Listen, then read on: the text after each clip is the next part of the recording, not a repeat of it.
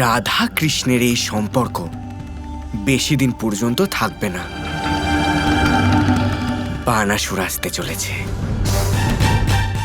আমি তো আমার মাকে নিয়ে চলে যাব, আর তারপর বানাসুর আক্রমণ করবে রাধা কৃষ্ণকে।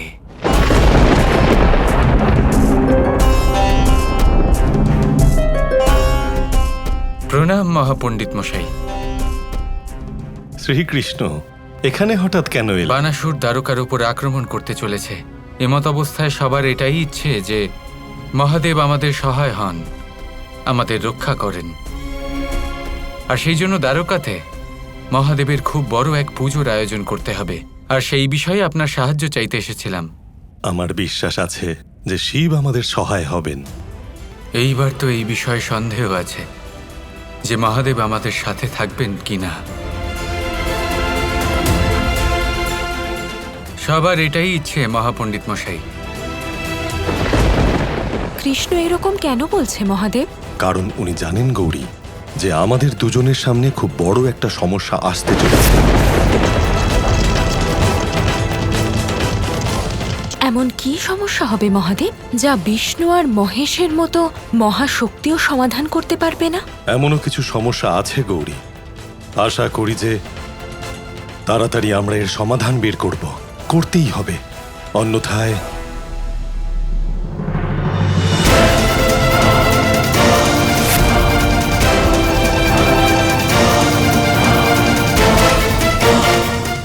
হর হর মহাদেব। জয় শ্রী নারায়ণ।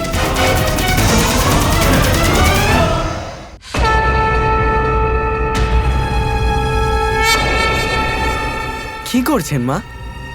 বানাসুর আসতে চলেছে। তোমার বাবার সর্বতোভাবে সুরক্ষার জন্য প্রার্থনা করছি। ছোট থেকেই দেখে আসছি মা, আপনি বাবাকে কত ভালোবাসেন, কিন্তু ওনার চিন্তা তো শুধু রাধার জন্য। আমি আপনাকে একটা সুখবর দিতে এসেছি।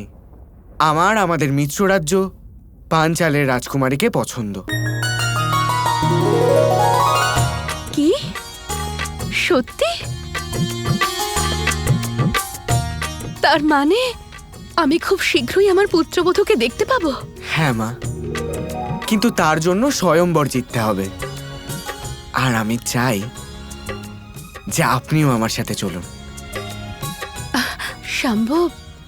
আমিও চাই যে আমি তোমার সঙ্গে যাই, কিন্তু যুদ্ধের মুহূর্ত সামনে চলে এসেছে, আর আমি এই সময় শ্রীকৃষ্ণকে এভাবে একা ফেলে যেতে পারবো না।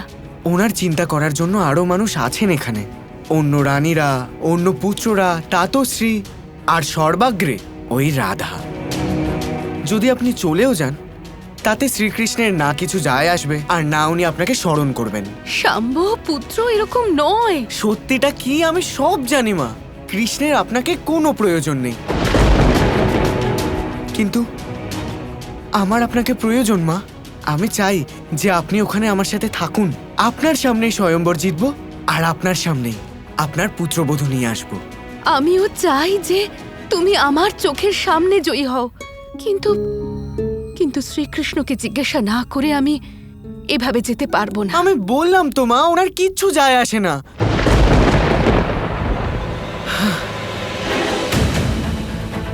ঠিক আছে, যদি আপনার সন্তুষ্টির জন্য জিজ্ঞেস করতে চান তাহলে করুন। শাম্ব এবার খুব বড় একটা কিছু করতে চলেছে। ও জানে যে বানাসুর এখানে আসতে চলেছে, আর ওর তীব্র বুদ্ধি এই সুযোগের সদ্ব্যবহার করতে অবশ্যই ব্যাকুল হয়ে আছে। এখন বানাসুরও এখানে আসছে, আর শাম্বও এখানেই রয়েছে। পরিস্থিতি শাঁখের করাতের মতো হয়ে গেছে রাধা।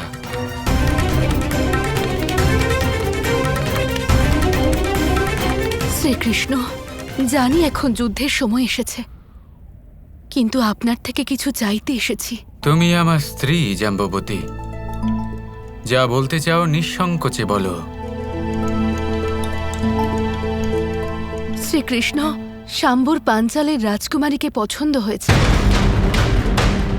ওর স্বয়ম্বর হতে চলেছে, ও সেখানে যেতে চায়, কিন্তু ওর সাথেও আমাকেও নিয়ে যেতে চায়। সারা জীবন মা আপনার সঙ্গী ছিলেন দ্বারকাধীশ। এক পুত্রেরও তো অধিকার আছে যে তার মায়ের সান্নিধ্য পায়। অবশ্যই আছে শাম্ব, নিঃসন্দেহে তোমার অধিকার রয়েছে, কিন্তু এই সময় উচিত নয়।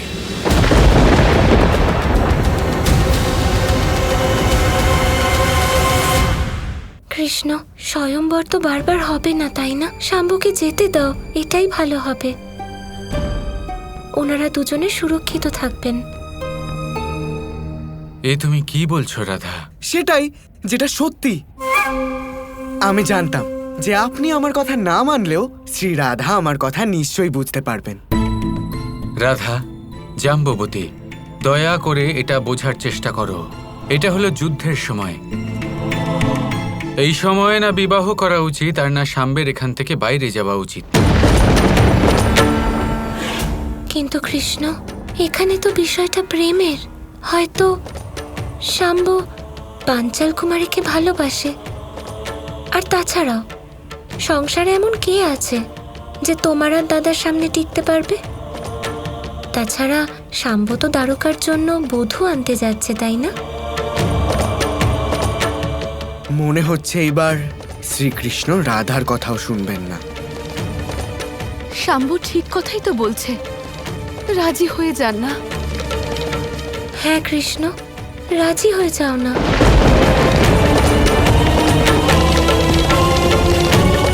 ঠিক আছে, মা আর পুত্রের যা ইচ্ছে।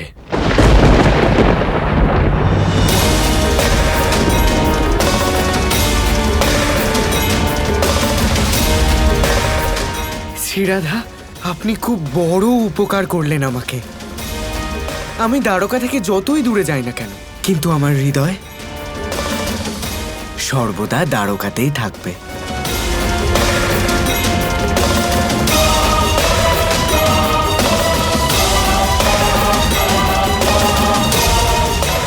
আমার মন দ্বারকাতে, কিন্তু এবার দ্বারকাও আমার হবে। কারণ বানাসুর আর শ্রীকৃষ্ণের যুদ্ধের পরে সবাই শেষ হবে, আর তারপর আমার রাজত্ব শুরু হবে।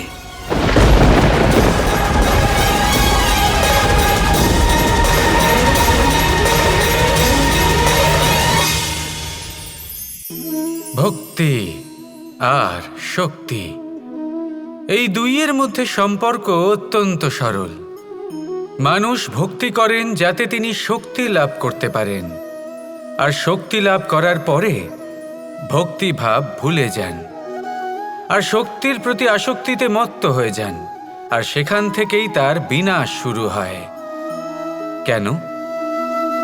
কারণ ভক্তির দ্বারা প্রাপ্ত শক্তি অন্য কারোর হিতের জন্য ব্যবহার করতে হয়, অন্য কারোর মঙ্গল করার জন্য ব্যবহার করতে হয়, কারোর বিনাশের জন্য নয়।